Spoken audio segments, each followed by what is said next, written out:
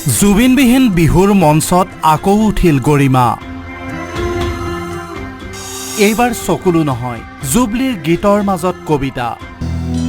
আজি ৰাতি জোনটোৱে হাঁহি আছিল, বহু যুগৰ দুখে কলকলাই আছিল তাৰ বুকুত, টোপা টোপে টোপা টোপে। জুবিনৰ কবিতাৰে গৰিমাই আৱেগিক কৰিলে অনুৰাগী। বিহুৰ দ্বিতীয় দিনা অশ্ৰুসিক্ত নয়নেৰে লতাশিলৰ মঞ্চত উঠি গৰিমাই ঘোষণা কৰিছিল, মই আৰু চকুলো বোৱাই নাথাকো, মই শক্তিশালী হ'ম। ছিংগাপুৰৰ সাগৰত জুবিন হেৰাই যোৱাৰ 7 মাহৰ পিছত জুবিনৰ কবিতালৈ এইবাৰ মঞ্চত উঠিল গৰিমা।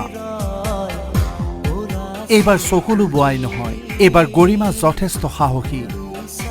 আৱেগ ভৰা কণ্ঠৰে জুবিনৰ কবিতা আবৃত্তি কৰি অনুৰাগীৰ চকু সেমেকাই তুলিলে জুবিন পত্নীয়ে। পাণ্ডুৰ বিহুতলীত দীনবন্ধু ছবিৰ এটা গীত বাছি ল'লে জুবলিয়ে, গীত আৰু কবিতাৰে ভাইমন্দা আৰু জুবিনক শ্ৰদ্ধা জনাবলৈ। এই গীতটিৰ জৰিয়তে আমি দুগৰাকী অতি শ্ৰদ্ধাৰ, অতি মৰমৰ ব্যক্তিক শ্ৰদ্ধা নিবেদিব বিচাৰিছোঁ। মুনীন বৰুৱা ডাঙৰীয়া আৰু জুবিন দা, দীনবন্ধু ছবিখনৰ এটি গীত আমি আপোনালোকৰ আগত গাব বিচাৰিছোঁ। ধন্যবাদ। এইটো কবিতাৰ নাম অস্থিৰ কাব্য। খুব সুন্দৰ এটি গীত, দিয়া মোক দিয়া। দীনবন্ধু ছবিখনৰ গীতটোৰ আগত তেওঁৰ মিলি যোৱা ধৰণৰ এটা কবিতা বাছি ল'লোঁ আজি।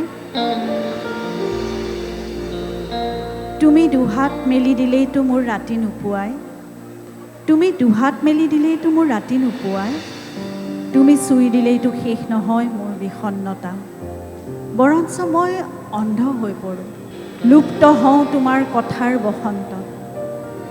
যদি পাৰা লিখি দিয়া মোৰ অভিধানত পোহৰ, সীমাহীন পোহৰ, যাতে মই সঁচাকৈয়ে অন্ধ হ'ব পাৰোঁ। দিয়াচোন লিখি দিয়া তুমি পোহৰ মোৰ অভিধানত, লিখি দিয়া নাই এবাৰলৈ, দিয়াচোন লিখি দিয়া পোহৰ, লিখি দিয়া। তাৰ পিছতে গৰিমাই আৰম্ভ কৰিলে এটা কবিতা, তুমি দুহাত মেলি দিলেইতো মোৰ ৰাতি নোপোৱাই। এইটো কবিতাৰ নাম অস্থিৰ কাব্য। খুব সুন্দৰ এটি গীত, দিয়া মোক দিয়া। দীনবন্ধু ছবিখনৰ গীতটোৰ আগত তেওঁৰ মিলি যোৱা ধৰণৰ এটা কবিতা বাছি ল'লোঁ আজি। তুমি দুহাত মেলি দিলেইতো মোৰ ৰাতি নোপোৱাই, তুমি দুহাত মেলি দিলেইতো মোৰ ৰাতি নোপোৱাই, তুমি চুই দিলেইতো শেষ নহয় মোৰ বিষণ্ণতা, বৰঞ্চ মই অন্ধ হৈ পৰোঁ, লুপ্ত হওঁ তোমাৰ কথাৰ বসন্তত। যদি পাৰা লিখি দিয়া মোৰ অভিধানত পোহৰ, সীমাহীন পোহৰ, যাতে মই সঁচাকৈয়ে অন্ধ হ'ব পাৰোঁ। দিয়াচোন লিখি দিয়া তুমি পোহৰ মোৰ অভিধানত, লিখি দিয়া নাই এবাৰলৈ, দিয়াচোন লিখি দিয়া পোহৰ, লিখি দিয়া। কবিতাৰ মাজতে জুবলিৰ কণ্ঠত জুবিনৰ সেই অমৰ সৃষ্টি, দিয়া মোক দিয়া আকাশৰ দৰে দিয়া। দিয়া মোক দিয়া আকাশৰ দৰে দিয়া, সুবিহাৰে মন মিলি যায় যাৰে পাৰা পাৰি, শুনিৰ সাগৰখন সামৰি বেলি জোন, আকৌ আনিল অনেক তৰাৰে মেলা। জুবলি মাজতে ৰৈ দিলে। এইবাৰ গৰিমাই আৰম্ভ কৰিলে কবিতা, তুমি দুহাত মেলি দিলেইতো মোৰ ৰাতি নোপোৱাই, তুমি চুই দিলেইতো শেষ নহয় মোৰ বিষণ্ণতা, বৰঞ্চ মই অন্ধ হৈ পৰোঁ, লুপ্ত হওঁ তোমাৰ কথাৰ বসন্তত। যদি পাৰা লিখি দিয়া মোৰ অভিধানত পোহৰ, সীমাহীন পোহৰ, যাতে মই সঁচাকৈয়ে অন্ধ হ'ব পাৰোঁ। দিবানে মোক বেলি হৈ এই আকাশ পোহৰ, দিয়াচোন লিখি দিয়া তুমি মোৰ অভিধানত এই আকাশ পোহৰ। এইবাৰ গৰিমা আৰু জুবলিয়ে জুবিনৰ ভাগিনীয়েক পৰীক মঞ্চলৈ আগবঢ়াই দিলে। এই গীতটি আচলতে আমাৰ সকলোৰে অন্তৰৰ পৰা বিচৰা এখন পৃথিৱী, বিশেষকৈ পৰীহঁতৰ এই প্ৰজন্মই বিচৰা পৃথিৱীখনৰ কথা জুবিনে লিখিছিল সেইটো প্ৰজন্মৰ কথা ভাবি, কিন্তু আমাৰ মনবোৰেও আমাৰ হেঁপাহবোৰেও এইখন পৃথিৱীয়ে বিচাৰে। আৰু সেই গীতটিয়ে এতিয়া জুবলি আৰু পৰীয়ে গাব। বিহুৰ মঞ্চৰ সন্মুখত তেতিয়া কাহ পৰি জিন যোৱা নীৰৱতা। জুবিনৰ এটা কবিতা আৰম্ভ কৰিলে গৰিমাই, সৰা শেৱালি দেখিলে মোৰ মনত পৰে সেই চোতালখনলৈ। সৰা শেৱালি দেখিলেই মোৰ মনত পৰে সেই চোতালখনলৈ আৰু সেই পদূলিটোলৈ, য'ত এতিয়াও উশাহ লওঁ মই। প্ৰতিডাল দুবৰিত মোৰ বন্য লৰালি, প্ৰতিজোপা গছত বিলীন হোৱা মোৰ অম্লান চেতনা, প্ৰতিটো শিলত খোদিত হোৱা মোৰ অস্থিৰ বেদনা। সেউজ পথাৰ, বাউলী বা সমাহিত সোণালী ধৰিত্ৰী, মুখৰিত আকাশ, এজাক বগলীৰ জিলমিলনি। এইবাৰ পৰী আৰু জুবলিয়ে আৰম্ভ কৰিলে দিয়া ঘূৰাই দিয়া পৃথিৱী আমাৰ আমাৰ। দিয়া ঘূৰাই দিয়া পৃথিৱী আমাৰ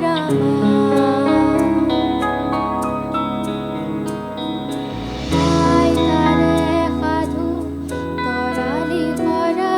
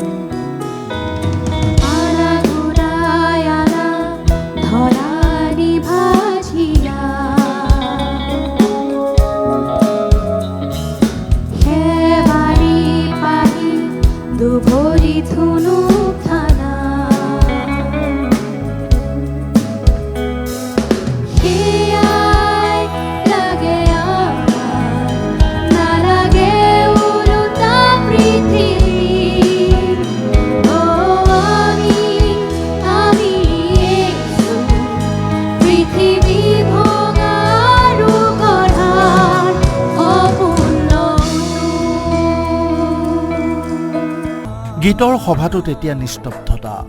জুবিনবিহীন বিহুৰ মঞ্চত গীত আৰু কবিতাৰ এক অসাধাৰণ যুগলবন্দী।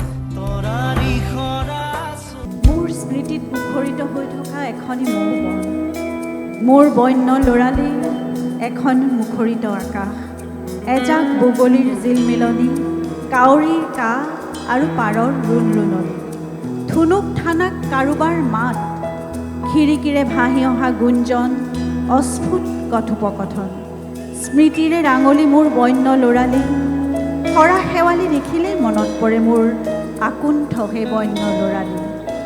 এইবাৰ গৰিমাই চিঞৰি দিলে, জুবিন অমৰ হওক, আমাৰ প্ৰাণত জুবিন জীয়াই থাকক। জুবিন অমৰ হওক, জুবিন আমাৰ প্ৰাণত জীয়াই থাকক। জুবিন প্ৰজন্মৰ পৰা প্ৰজন্মলৈ অমৃত সন্তান হৈ থাকক। আপোনালোকৰ পৰা আজি আমি পৰী আৰু মই বিদায় মাগিছোঁ এতিয়া। আৰু জুবলি, বহুত ধন্যবাদ। ধন্যবাদ আচলতে মই ক'ব লাগে। বহুত ধন্যবাদ। ইমানখিনি সাহস দি আজি উলিয়াই অনাৰ কাৰণে মানে তোমাক মই ধন্যবাদ ক'ব নালাগে আচলতে। নালাগে আচলতে, এইটো মোৰ কাম, আচলতে মোৰ দায়িত্ব, এইটো কৰিবই লাগিব মই। গৰিমা যেন আগতকৈ শক্তিশালী হৈ উঠিছে। গৰিমাই বোলে জুবিনৰ সৈতে কথা পাতে। বিহুৰ দিনা জুবিনক গৰিমাই সুধিছিল, তুমি এইটো কৈছিলা শেষ বুলিলেইটো শেষ নহয়, তেন্তে আমাৰ এই জীৱন আকৌ কেনেকৈ আৰম্ভ হ'ব? আচলতে এষাৰ কথা মই কৈ যাওঁ। মই সেইদিনাখন বিহুৰ প্ৰথম দিনা মই খুব আচলতে যোৱা 7 মাহে খুব বেয়াকৈ আৱেগিকভাৱে ভাঙি পৰিছোঁ। আৰু সেইখিনি কথা আচলতে প্ৰকাশ কৰাৰ কোনো কথা নহয়, কিন্তু মই যি হেৰুৱাইছোঁ জীৱনত সেয়া মই কেতিয়াও বুজাব নোৱাৰোঁ। কিন্তু বিহুৰ প্ৰথম দিনাখন মই তেওঁৰ লগত মই সদায় আচলতে কথা পাতোঁ। সেইদিনা মই কৈছিলোঁ, সেইদিনাখন এনেই বিহুৰ দিনাখন আমাৰ প্ৰস্তুতি সদায় প্ৰতি বছৰে বেলেগ হয়। আজি বিয়া হোৱাৰ পিছৰ পৰা এই 23-24 বছৰে মই সদায় দেখিছোঁ বিহুৰ প্ৰস্তুতি কেনেকুৱা।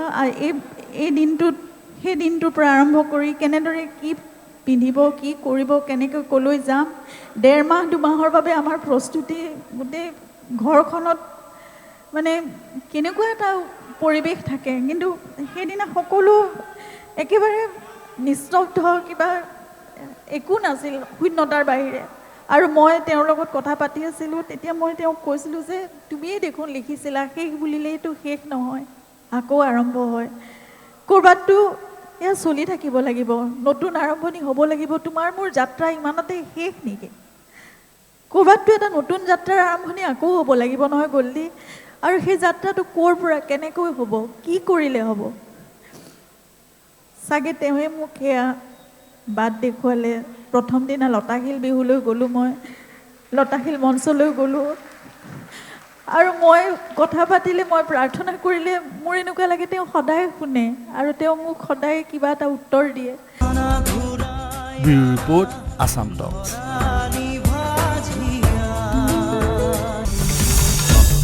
আসাম টক্স, আপোচবিহীন অসম কণ্ঠ।